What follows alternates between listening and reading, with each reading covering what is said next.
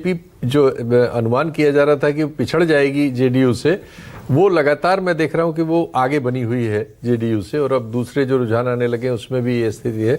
तो बीजेपी ही, चूंकि बीजेपी और आरजेडी पिछली बार लगभग बराबर थे सीटों के मामले में, और बीजेपी को उस लिहाज से आगे रहना ही चाहिए था, लेकिन सर्वेक्षणों में जो एग्जिट पोल के आए थे उसमें उल्टा कई जगह दिखाया हुआ था, एक आध जगह उसको आगे रखा गया था। बिल्कुल। अब जरा फिर से देखिए, जरा 96 और 90 था, अभी 101 हो गया। बताते बताते आंकड़े चेंज हो रहे हैं। देखिए इस रफ्तार से हमारे पास ये अपडेट्स आ रही हैं। 101 एनडीए, महागठबंधन 96, अभी दोनों 100 के आसपास आकर दोनों एक दूसरे से उलझे हुए हैं। उलट गया, जेडीयू आगे हो गया। अब यहां देखिए जरा, ये जेडीयू और बीजेपी की रेस भी क्या जबरदस्त चल रही है। महागठबंधन में कोई रेस नहीं है बड़ी पार्टी की, वहां पर आरजेडी के सामने कोई नहीं है। कांग्रेस का स्ट्राइक रेट काफी खराब है, आरजेडी अच्छा कर रही है।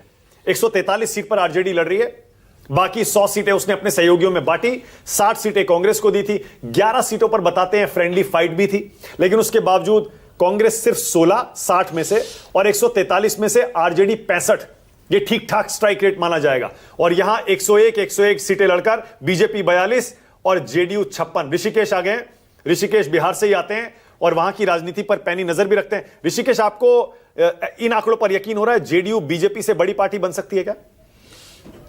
बिल्कुल मानक जी, जिस तरीके का नीतीश कुमार का वोट बैंक पिछले चुनाव के मुकाबले इस बार इंटैक्ट रहा, और उसमें वजह यह थी कि चिराग पासवान पिछली बार अकेले चुनाव लड़े थे और तकरीबन 22 सीटों पर नुकसान दिया था उन्होंने। जनता दल यूनाइटेड के सिटिंग विधायक के खिलाफ एक माहौल बना था। पूरे बिहार में 2020 के विधानसभा चुनाव में जनता दल यूनाइटेड या नीतीश कुमार के खिलाफ एक एंटी फॉरवर्ड माहौल बना था, जिसके सबसे बड़ा अगुआ चिराग पासवान थे। और चिराग पासवान ने जो 136 या 37 सीटों पर जो चुनाव लड़वाया था, और उसमें से 25 या 28 ऐसी सीटें थी जहां पे उनके पार्टी को इतना वोट आए जिससे कि कम से कम 22 सिटिंग जनता दल यूनाइटेड के विधायक हार गए थे। इस बार चिराग पासवान साथ हैं, जनता दल यूनाइटेड को इसका फायदा है, और जो जेडीयू का वोट में जो बिखराव था 2020 के चुनाव में, वो बिखराव इस बार नहीं दिख रहा है। लिहाजा इस बार जेडीयू को फायदा होता हुआ दिख रहा है इस बार के विधानसभा चुनाव में, और उम्मीद की जा रही है कि बीजेपी से हो सकता है कि बड़ी पार्टी जनता दल यूनाइटेड हो। ओके, इस वक्त की अपडेट, 16 सीटों पर चुनाव आयोग का आधिकारिक रुझानों का आंकड़ा आ गया है। 7 पर बीजेपी, 2 पर आरजेडी आगे हो गई है,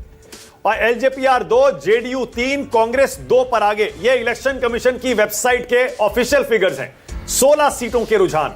लेकिन आप जानते ही हैं कि चुनाव आयोग के जो आंकड़े आते हैं वो थोड़ा स्लो आते हैं, धीमे आते हैं। हमारे आंकड़े जरा देखिए, ये लेटेस्ट हैं, ताजा आंकड़े, क्योंकि चुनाव आयोग को हर राउंड की काउंटिंग के बाद इलेक्शन कमीशन की वेबसाइट पर अपने आंकड़े अपलोड करने पड़ते हैं, जिसमें थोड़ा टाइम लगता है। लेकिन हमारे आंकड़े लाइव आते हैं और वो आंकड़े बिल्कुल ताजा हैं। 116 सीटों पर अब एनडीए आगे हो गया है, महागठबंधन 81 पर आगे है, बहुत पीछे बीजेपी और जेडीयू में। अब जेडीयू बड़ी पार्टी है, जेडीयू इस समय सबसे बड़ी पार्टी हो गई। बिल्कुल सही कह रहे हैं। जेडीयू सबसे बड़ी पार्टी क्या बिहार चुनाव में इस बार बन सकती है क्या? अगर ऐसा होता है तो वाकई मानना पड़ेगा टाइगर अभी जिंदा है।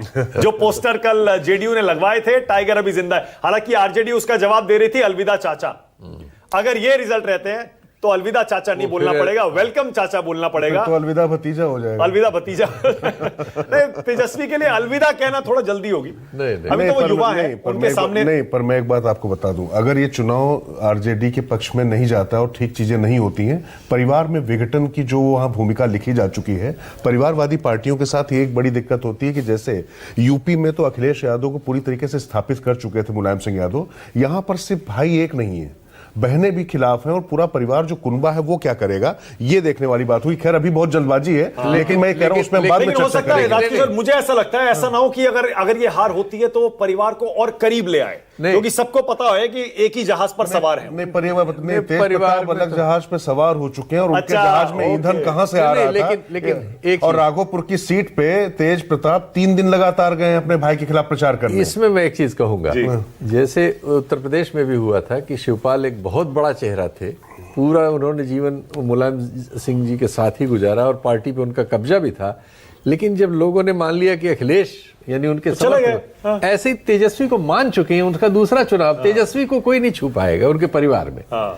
जैसे जयललिता के साथ हुआ था, ये एक ट्रेंड बन जाता है। एक चेहरा जो बन गया, स्थापित हो गया। और ऐसा नहीं है कि पहला चुनाव है तेजस्वी का, नहीं, ये दूसरा हो गया, दूसरा चुनाव है। नहीं, 2020 में भी तेजस्वी यादव के चेहरे पर सबसे बड़ी पार्टी बनी थी आरजेडी। तेजस्वी आप दोनों में एक फर्क और भी देखेंगे ना, हम लोग थोड़ा विषयांतर कर रहे हैं, लेकिन फर्क ये है मानक यहाँ नहीं करना पे, चाहिए, वहां वक्त पर है। चुनाव से पहले ये सब शुरू हो चुका था। उनको स्थापित करने